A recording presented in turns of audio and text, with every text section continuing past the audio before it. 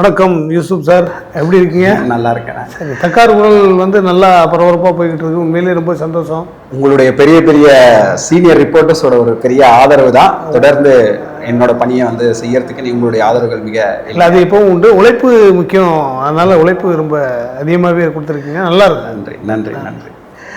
இப்போ டிவிக்கே பார்த்தீங்கன்னா ஒரு நிலைப்பாடை வந்து எடுத்திருக்காங்க. எல்லாரும் பாரதிய ஜனதாவோட போயிடும் அப்படின்னாங்க. ஆனால் டிவிக்கே வந்து ஒரு நிலைப்பாடு வந்து அவருடைய கூட்டத்தில் அப்படி ஒரு விஷயம் இல்லை அப்படின்னு விஜய் சொல்லியிருக்காரு. இந்த நிலைப்பாடு வந்து திருப்பி சற்றா மாறிடும் அப்படின்றாங்க. உண்மை நிலவரம் என்ன? அதெல்லாம் இல்லை. இதாவது ஆரம்பத்துலேருந்து வந்து இவங்க தவறாகவே புரிஞ்சுருக்காங்க. டிவிக்கேங்கிறது பிஜேபியோட பி டீம் தான். அது தெரியுமா உங்களுக்கு? டிவிகே வந்து பிஜேபியோட பி டீம் தான். அதனால் இது சேருமா சேராதாங்கிறது வந்து மக்களும் மற்ற அரசியல்வாதிகளும் குழப்பிக்கிட்டு இருப்பாங்க. ஆக்சுவலாக வந்து அவங்க வந்து கூட்டணி சேர்க்க மாட்டாங்க.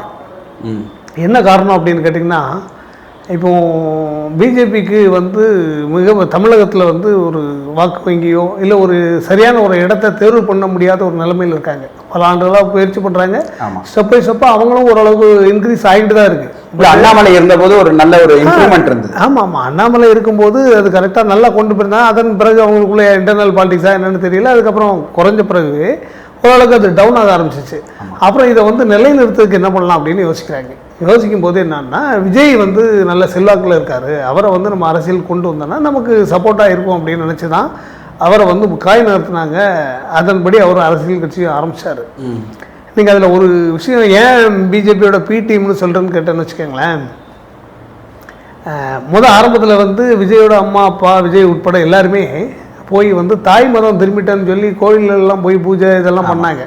அப்போது என்ன ஏதுன்னு கேட்கும்போது என்ன சொன்னாங்கன்னா, எங்களோட குலதெய்வத்தை வந்து நாங்கள் வழிபட மறந்துட்டோம், அதனால் எங்கள் குடும்பத்துக்குள்ளே பல்வேறு பிரச்சனைகள் இருந்துச்சு, இது எல்லாத்தையும் நாங்கள் சரி பண்ணணும், அதனால் தாய் மதத்துக்கு திரும்பணும் அப்படின்னு சொல்லி ஸ்டேட்மெண்ட்லாம் கொடுத்தாங்க.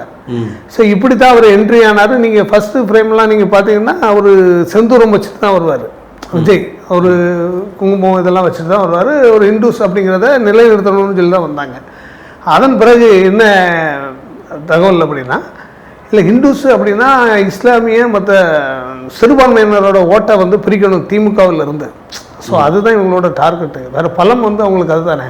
அந்த பலத்தை உடைக்கிறதுக்கு என்ன பண்ணலாம் அப்படின்னா, சிறுபான்மை ஓட்டை வந்து பிரிக்கணும். அப்போ இவர் திரும்ப வந்து இந்துஸாக இருந்து வந்தாருன்னா பிரிக்க முடியாது அப்படின்னு சொல்லி திரும்ப இப்போ எந்த விழாக்கள்லையும் பார்த்தீங்கன்னா எந்த விபூதியும் குங்குமமும் இருக்காது. கண்டிப்பாக.